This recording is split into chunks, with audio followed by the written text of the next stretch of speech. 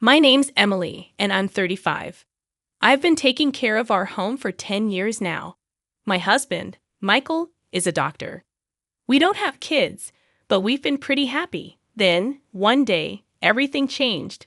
Michael came home late, like usual, and dropped a bombshell. He wanted a divorce. "I'm marrying my other woman," he said. I was shocked. "What do you mean?" "We didn't marry for love," he added. And he was right. Our marriage was more of an arrangement. His parents wanted him to marry, and I guess I seemed like a good match. We barely knew each other before we tied the knot. The only thing we really had in common was our last name. Looking back, maybe I was drawn to the idea of sharing the same last name. So we rushed into marriage, and for a while, we managed all right. I never thought we'd end up divorcing after 10 years. Even though our marriage wasn't built on love, we've been together for so long. But now, out of the blue, you want to marry someone else. When did you start betraying me?" I asked, but Michael denied it. He said he met this nurse at the hospital about a year ago and was drawn to her charm. He claimed he was tired of living with a boring person like me. I was shocked and hurt. "How can you say that after all these years?" I asked. But Michael was cold. He said living with me had been like hell and that he was done. I agreed to the divorce, even though it broke my heart. But then Michael dropped another bombshell. He said we didn't even need to go through the legal process because he never officially registered our marriage. We were just living together, not legally married. I felt betrayed and angry.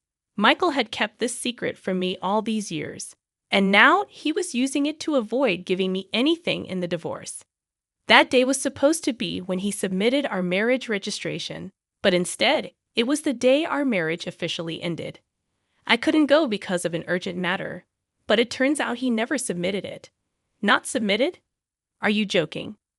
We've been living as a married couple for 10 years. It's impossible that you didn't submit it. Normally, yes, that's why I made that rule at the beginning. If you went to the office, everything would be ruined. When we got married, we made some rules. I, as a homemaker, would handle all the household chores. I was on an allowance, and part-time work was prohibited. And Michael would handle all governmental and official matters. "Why would you do such a thing?" I asked. "Because I was about to be forced into a marriage with someone I didn't love. It's not like I was going to submit it easily. I was saving marriage for someone I was destined to be with. Then you should have refused the marriage proposal in the first place." I couldn't refuse. My parents are stubborn and wouldn't listen. What would have happened if I said I didn't want to marry? Plus, I wanted a housekeeper. A housekeeper? I'm a busy doctor and can't often tend to household chores. So, I decided to marry you as a housekeeper. It was a good deal for you too, right? You could eat well and have a roof over your head without working. You seemed desperate to get married too. What? You were probably feeling pressured because your friends were getting married, right? Even though we weren't actually married, you were seen as the woman who married a doctor. This 10-year relationship was a win-win for both of us. That's all it was, and it ends today. You should be grateful for the good times you had. Now you have to live on your own without relying on others. I can't believe this. Oh, and one more thing. Don't tell my parents about this. If you do something unnecessary, you know what will happen to your father, right? My father, who runs a medical equipment sales company, has a contract with the hospital where he works. It was through my marriage to him that this connection was made. If I told my in-laws, he's implying that he'd sever the contract as a threat. In other words, he's threatening me not to do anything unnecessary. It's your fault for being deceived. How pitiful to be thrown out with nothing, he said, laughing. But the one who would be thrown out without knowing anything was actually him. I couldn't help but burst into laughter. What's so funny all of a sudden? I can't believe you became a doctor with that kind of knowledge. What do you mean? I knew all along about your mistress and that you didn't submit our marriage registration. That's impossible. That's why I've been preparing, waiting for the day you'd bring it up yourself, preparing to get my revenge on you. In fact, I had a gut feeling about my husband's infidelity for the past 6 months. but I lacked solid evidence to confront him. So, I decided to hire a private investigator to look into his affair. "Ma'am, there are 2 things I need to tell you," the investigator said. "The first is that your husband is indeed having an affair. We got evidence of him entering a hotel with a nurse from his workplace. And the second is from their conversations. There's a possibility that you two are not legally married." "Not legally married? What does that mean?" "I'd overheard your husband and his mistress at a cafe. He said they didn't need to worry about alimony or property division since they never submitted a marriage registration." "What? I can't believe it. We've been living as a married couple for 10 years. I don't know why he didn't submit the marriage registration. That's why he never let me handle any official procedures." "Yeah, that seems to be the case. I can't believe this. How could this happen?"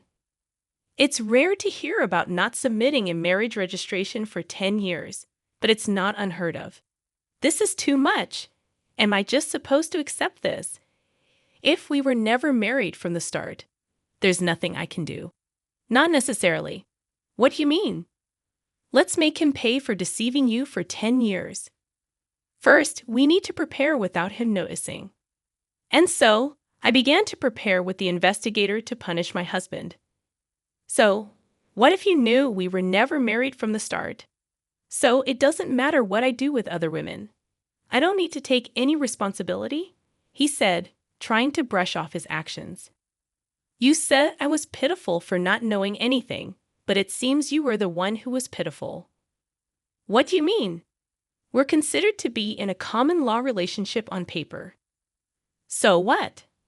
"You might not know, but you can actually claim alimony and divide property in a common law relationship." "What?" He didn't know that registering as a de facto marriage would backfire on him. You can make claims in a common law relationship. It's not well known, but yes, you can. Of course, there are some conditions. Looking at your case, it seems you meet them. What are these conditions? The common law relationship is established based on these 2 criteria. First, both parties must have the intention to marry. If it's just living together, that's cohabitation. Mutual intent to marry is key. That seems subjective and hard to judge. For instance, if you had a wedding ceremony or were recognized as a couple by others, it can be acknowledged. We've had a wedding ceremony, and our parents and friends know us as a couple. Then the first criterion is met. The second is living as if married. This includes sharing household life for over 3 years. You've been living together as a couple for over 10 years. As a homemaker, you've obviously shared the household finances. This is recognized as a marital relationship. So that means if you can provide proof of what we discussed, you can claim alimony and divide property.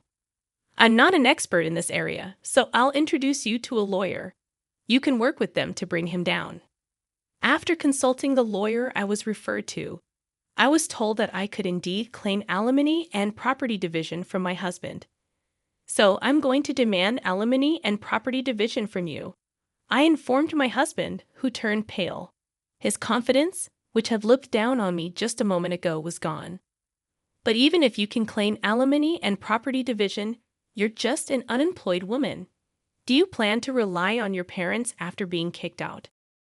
Didn't I say I was preparing? I've already found a job starting next month. I've also got my eye on a new place. Don't worry about me. What he thought, I, a clueless homemaker, would be helpless, but the tables had turned. So, I'll make sure to discuss this with your parents, just so you know. Do you not care what happens to your father if they want to break the contract? Let them. Sure, you were the link to the hospital, but the contract continued because of my father and his company's efforts. Whether or not they keep the contract is up to them. Let's see if they'll break a contract just because the doctor's wife of 10 years was a lie. Try saying that you, my father, and I won't be affected if the contract is broken over this. It only shows the depth of their trust. We'll just find another hospital to partner with. Saying this, I took out my phone. You're not calling your parents, are you? That's exactly what I'm doing. Our parents think we're still married. It's only natural to inform them if this relationship is ending. Then, to my surprise, my husband began to apologize to me. Please, let me talk to them. Don't call. Why? You know how strict my parents are. If they find out about this, I'm done. What does that have to do with me, huh? You're asking me not to tell the truth because your parents are strict? Are you kidding? You could have refused the marriage from the start if you didn't intend to marry. After 10 years of a selfish marriage, you're afraid of your parents finding out. I can't accept such a convenient story. But I can accept your story. I'll make sure to tell both your parents and mine. And so, I called both sets of parents. All four were shocked upon hearing my story. A meeting was promptly arranged at our house. I've heard everything over the phone. Is it true that you pretended to be married for 10 years without submitting a marriage registration?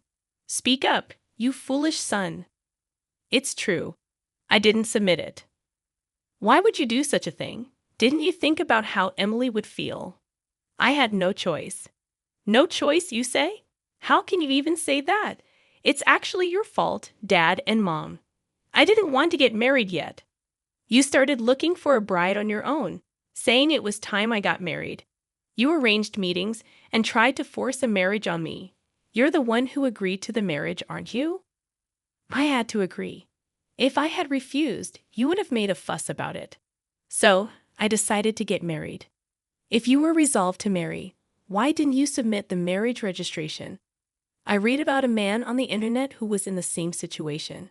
He didn't want to marry, but had to because of his parents. He lived a married life without submitting the registration, then revealed the truth when he found someone he truly loved. That's appalling.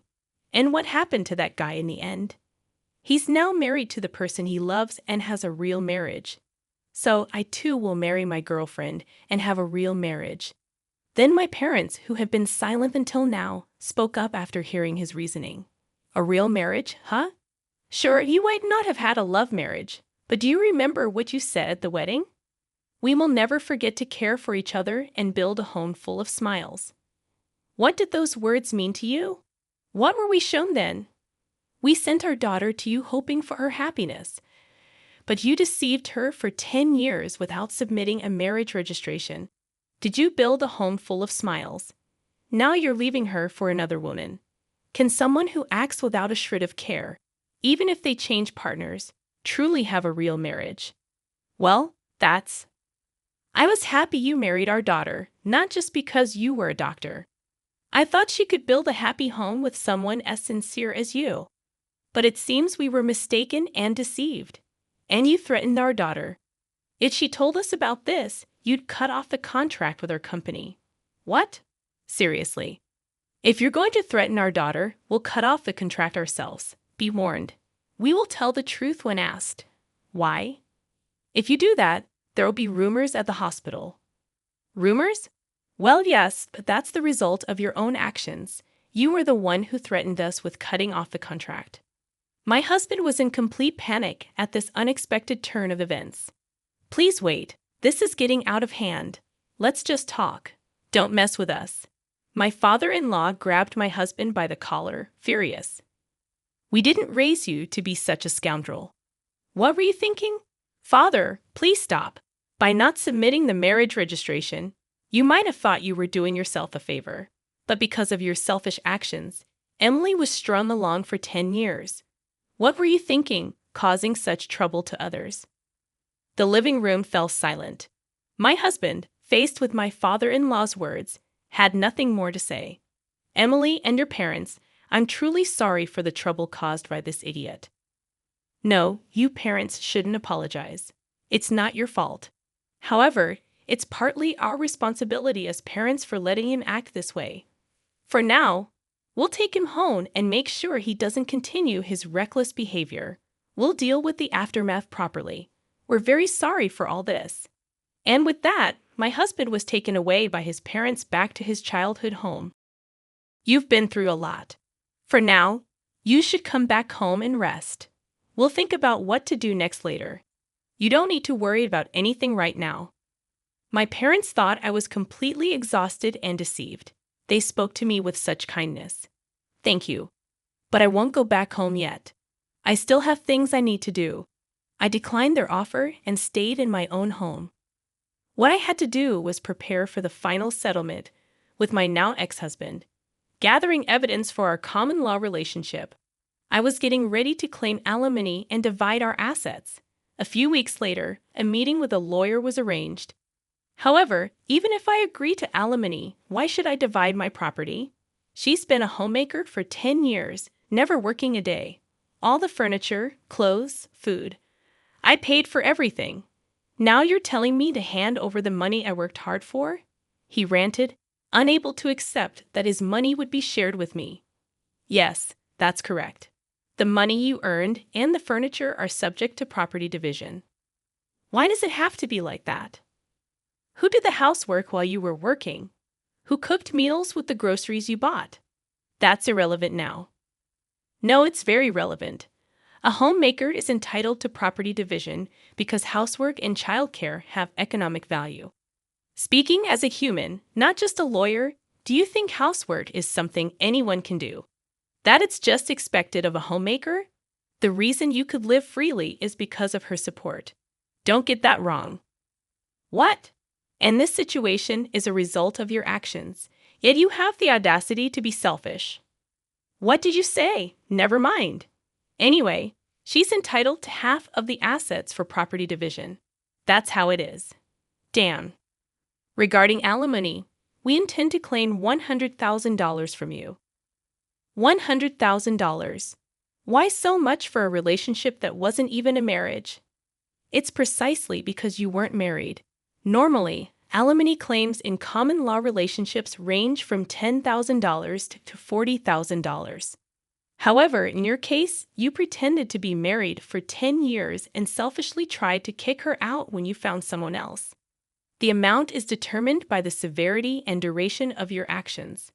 But still, you may think 10 years is just a short time, but it's longer than you realize.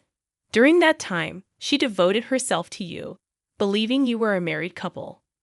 You have no right to complain after betraying her. A perfect rebuttal. He couldn't say anything and reluctantly agreed to my demands. Then I also sent a notice of claim for alimony to his mistress. I knew who and where she was, thanks to the investigator. As he had said, she was a nurse working at the same hospital. The mistress, having heard from him that there was no possibility of alimony or property division, must have been utterly shocked by the contents of the claim. Wait a minute, this isn't what you told me. What do you want? I told you not to talk to me at the hospital. I got this from your wife. You said there wouldn't be any alimony because we weren't married. What's this all about? I later learned that in a panic after being served with the alimony claim from me, she confronted him at the hospital with the notice I had sent. Okay, let's talk about this later, not here. There are too many people around. We'll both be in trouble if this turns into a rumor. I don't care about that. I can't pay this kind of alimony. You said it was okay, so you should pay it for me. What? I won't pay a penny. You were the one who wanted this relationship. You said I was the only one for you, that you wanted to marry me. Hey, quiet down. Everyone can hear us. Just so you know, I'm not in the wrong here. If you want to make amends with your wife, do it yourself. Tell her I don't owe her a penny, that you'll take care of everything. Wait, hold on. Hey. This exchange led to the revelation of their affair to the entire hospital. It quickly became the talk of the place. And then the final blow was my father's request to the hospital. I apologize, but we would like to terminate our contract at the end of next month. Then the hospital, aware of the rumors, asked my father, "Excuse me for asking, but is the reason for canceling the contract related to Dr. Michael's affair? It's already become a rumor." Yes, a nurse presumed to be involved caused quite a scene. I never imagined he had been pretending to be married for 10 years without submitting a marriage registration. I never expected it to turn out like this. You mean he never submitted the marriage registration? Weren't you aware that he hadn't submitted the marriage registration? All we knew was that he, being married, had an affair. What do you mean he didn't submit the marriage registration? With my father's request, It was revealed that he had been deceiving me for 10 years by not submitting the marriage registration. This news spread among the other nurses. Dr. Michael deceived his wife for 10 years without submitting a marriage registration, and he had an affair with a nurse. How low? How could he do that? Can someone really not notice for 10 years? Apparently, Emily's maiden name was the same, and he managed all the official paperwork. That's scary. The rumors spread not only among hospital staff, but also to patients, and both Michael and his mistress received cold stares. Unable to endure, they soon resigned from the hospital. As my father told me, "Did you manage to get the alimony?" "Yes, I received payments from both him and his mistress." She refused to pay until the end, claiming she was deceived. But the lawyer made it clear her argument wouldn't hold, and she reluctantly agreed to pay. That's good. What about you, Dad? Did the contract get canceled after all? No, that's off the table.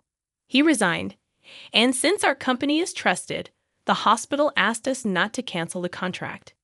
We couldn't cancel it after they asked like that. That's a relief. Then I started a new life in a new place and was living happily. About a year and a half later, my ex-husband contacted me. "Is it true you got remarried?" I had married a man I met at work, and somehow he had found out. I wonder whose number this was, going through the trouble of changing your number just to contact me. Just answer my question. Yes, I got married. You betrayed me? Betray? We were never legally married, so I didn't think it would matter to you, right? That's a different matter, indeed. Indeed, things are different now. We're completely separated, so my marriage has nothing to do with you. Is that why you contacted me? After I said this, he seemed at a loss for words. Then he taunted, "Of course, you're still unmarried since you probably haven't submitted a marriage registration. You're that kind of woman." But things weren't as he imagined. Unfortunately for you, my husband isn't the kind of person to do such terrible things. He knows all about your story, so to ensure I wouldn't feel anxious, we went to the office together to submit the registration. Sadly for you, things aren't as you thought. I can somewhat understand your wish for me to be unhappy, considering your own misery. But sorry, we're happily married. I told him this and hung up the phone. What kind of life he leads now, I don't know. But unless he changes his selfish nature, it's unlikely he'll ever find happiness.